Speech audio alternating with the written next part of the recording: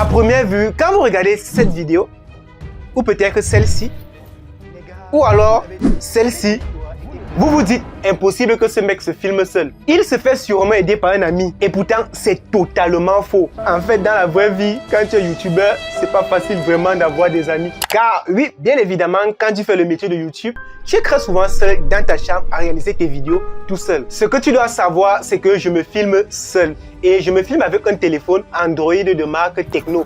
Je n'ai pas un iPhone comme la plupart des youtubeurs car j'ai pas encore d'argent, donc la caméra n'est pas forcément optimale. Et dans cette vidéo, je te montre le tournage de l'une de mes vidéos et je te dévoile les petites astuces que j'utilise pour me filmer seul et avoir une qualité de vidéo aussi optimale que cette vidéo que tu regardes actuellement. Alors, on se retrouve derrière la caméra. Alors, la première chose la plus importante, c'est l'installation du matériel.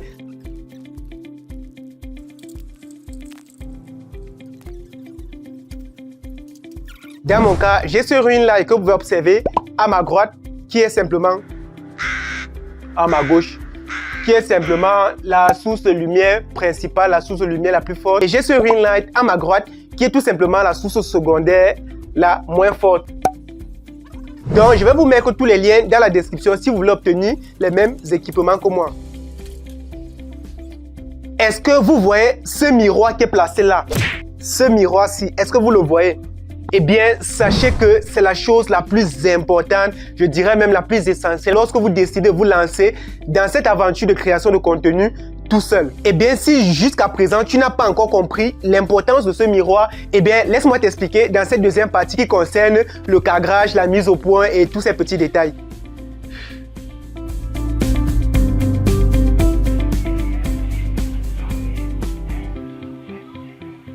Est-ce que vous venez de voir ce geste que je viens de faire tout juste? Vous ne l'avez pas vu?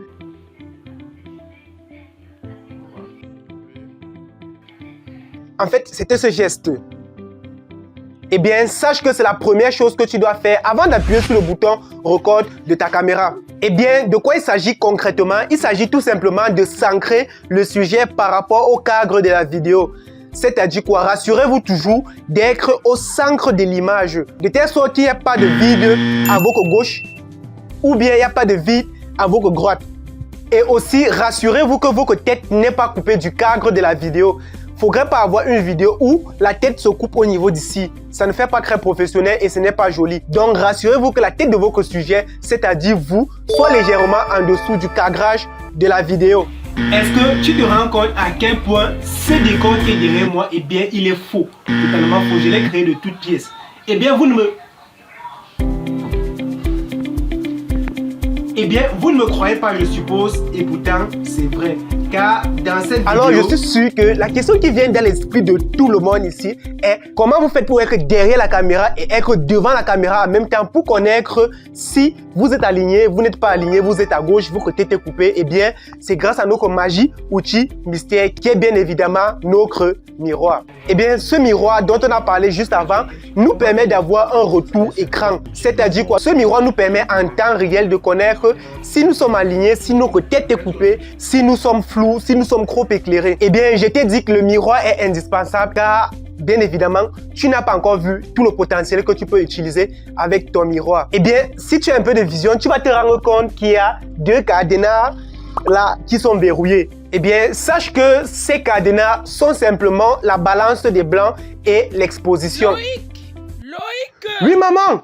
Oui! Depuis là, tu n'as pas encore lavé tes habits, hein? Je suis en plein tournage, je m'appelle de partir faire la lessive. Mais ces habits-là, c'est même qui les porte? Ah, c'est moi. J'espère que ta lessive, quand tu seras vieille, tu la feras toi-même, hein. Parce que tes caleçons, quand moi j'aurai 25 ans, je vais plus y toucher. Si tu me parles encore comme ça une fois, hein, je vais atterrir sur toi. Passe ici vite. J'arrive, mon. J'arrive. A few moments later. Désolé.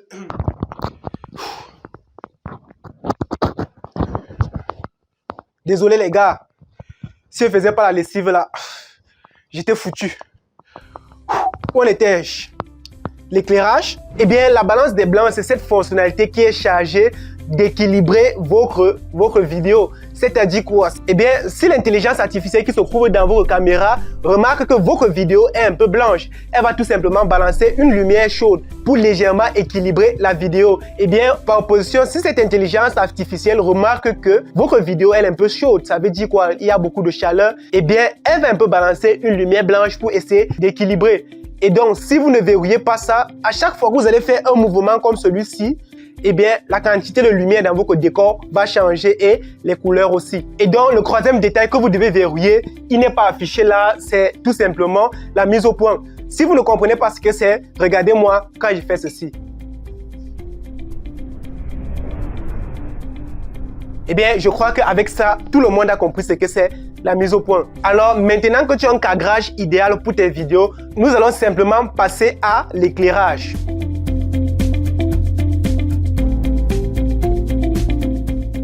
Et donc, la première chose que vous devez savoir concernant l'éclairage, c'est que vous devez positionner votre éclairage en fonction de l'arrière-plan que vous comptez utiliser dans votre vidéo. Et donc, si vous avez l'intention de changer de décor, utilisez un décor qui est faux, comme je le montre dans cette vidéo. Et donc, bien positionner son éclairage est indispensable pour l'arrière-plan qu'on va choisir.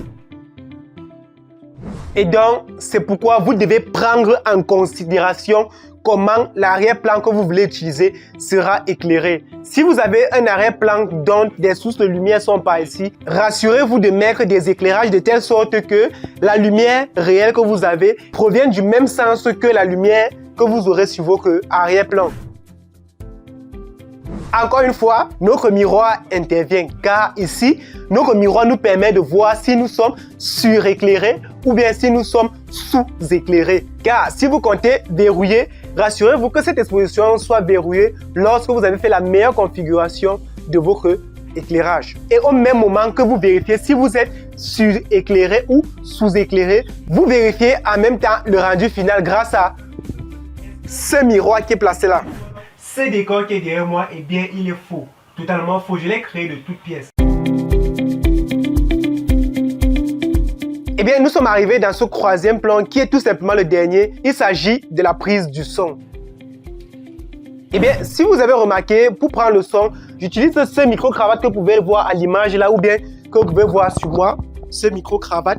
Alors, bien évidemment, encore une fois, le micro-cravate que j'utilise aura son lien dans la description de cette vidéo. Et dites-vous que ces liens sont des liens affiliés. Et donc, dans cette partie, je vais résoudre beaucoup de problèmes que vous rencontrez au quotidien. Car dans les commentaires de mes vidéos, je vois beaucoup de personnes me demander comment tu fais pour que le son de ta vidéo soit aussi haut. J'utilise le même micro-cravate que toi, mais mon son ne soit pas aussi haut que toi.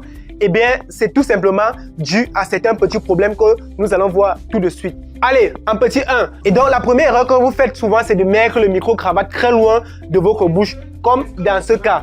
Ce qui va causer que le son de votre voix ne va pas sonner aussi fort dans la vidéo. Et donc, quand vous allez remarquer que le son de votre voix ne sonne pas haut, vous allez tout simplement dans votre logiciel de montage essayer d'élever le niveau. Mais sauf qu'en faisant cela, ce son qui sera élevé va venir avec encore plus de bruit de fond, car vous avez amplifié et le bruit de fond et le son de votre voix. Alors maintenant, quelle est la position exacte pour votre micro-cravate? Eh bien, la position exacte pour votre micro-cravate, c'est tout près de la bouche, comme vous pouvez le voir là. Et comme vous pouvez aussi le voir dans cette image. Et donc, nous tombons sur la deuxième erreur que vous faites très régulièrement quand vous tournez votre vidéo, c'est tout simplement de mettre votre micro trop près de la bouche. Quand vous mettez le micro trop près de votre bouche, il y a de fortes chances que le son sature et que le son fasse des pop. À quel point ce décor qui est derrière moi, eh bien, il est faux, totalement faux. Je l'ai créé de toutes pièces.